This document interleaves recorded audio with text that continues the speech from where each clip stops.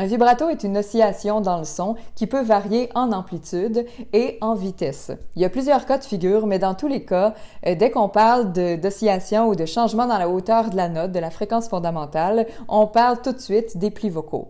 Dans tous les cas, bien sûr, je veux garder la justesse et la maîtrise de mon instrument.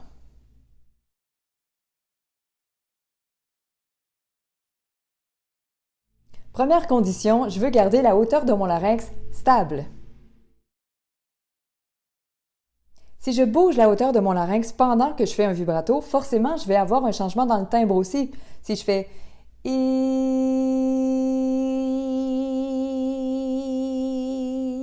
donc j'ai soulevé, j'ai monté mon larynx en faisant le vibrato, ce qui a changé mon timbre qui est devenu plus clair. À l'inverse, si je fais I,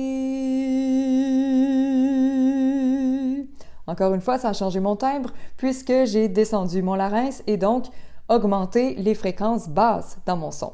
Je vais aussi éviter de bouger constamment mon larynx de haut en bas pour faire bouger la hauteur de la note. Et c'est plus difficile d'avoir du contrôle et puis ça va changer constamment le timbre de ma voix. Si je fais I, donc si je ralentis I.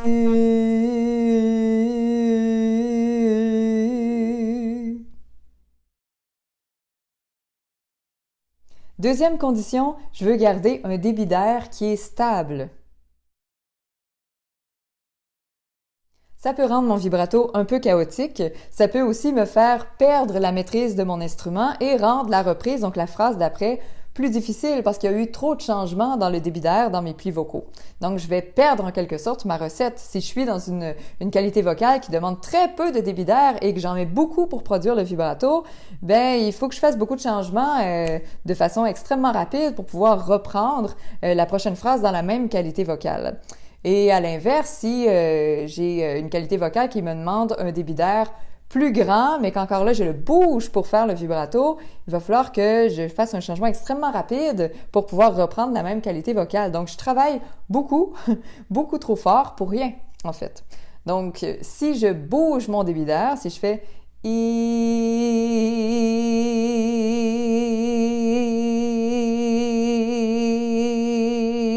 c'est très difficile de garder une stabilité, même si je contracte mes abdominaux ou si j'affaisse ma cage thoracique.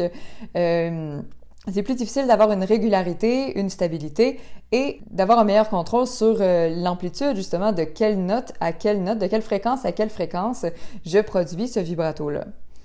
Même chose, je veux pas changer le débit d'air dans mes cordes vocales non plus et laisser passer des fuites d'air. Donc, ça devient une série de H à ce moment-là qui me donne plus quelque chose comme I.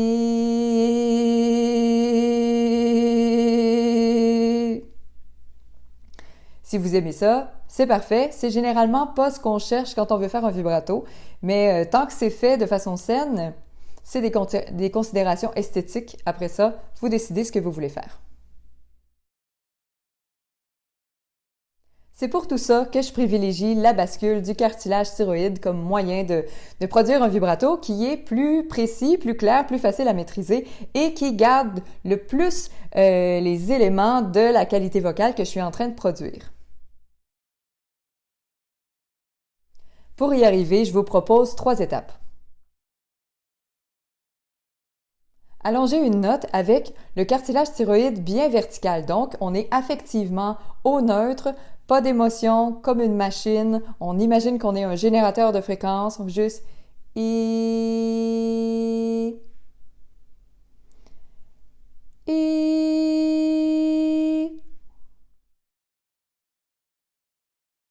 On fait la même chose, sauf qu'à mi-chemin, on va basculer le cartilage thyroïde. Et là, tout ce qui est émotif, la tristesse, être ému, touché, découragé, tout ça nous fait bien basculer le cartilage thyroïde. Donc, on y va.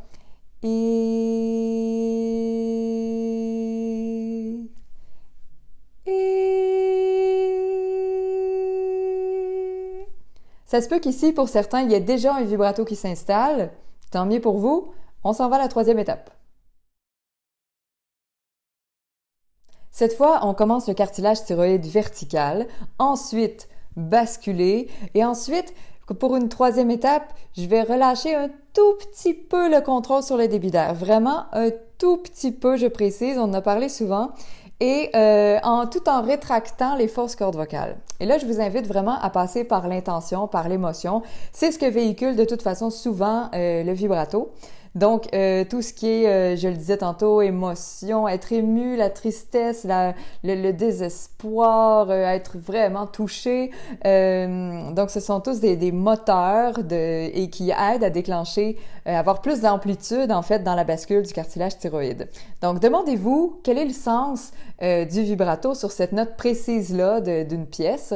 Avoir la réponse à cette question-là va rendre le travail plus facile et plus concret. Donc,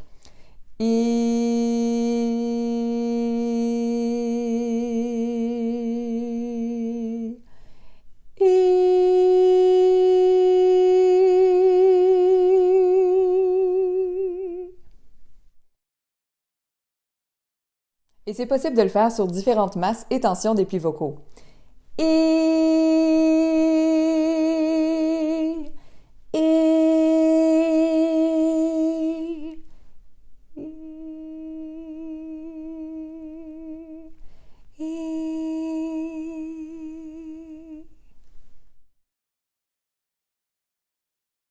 Si vous produisez déjà un vibrato et que vous voulez simplement mieux le maîtriser, concentrez-vous sur le débit d'air. Et je vous propose de commencer par tout ce qui concerne l'ancrage du torse et l'ancrage de la tête et du cou. Vous trouverez ça, on a déjà traité de ça dans 2 vidéos précédentes. Je vous mettrai les titres juste en dessous. Alors bien, bon vibrato!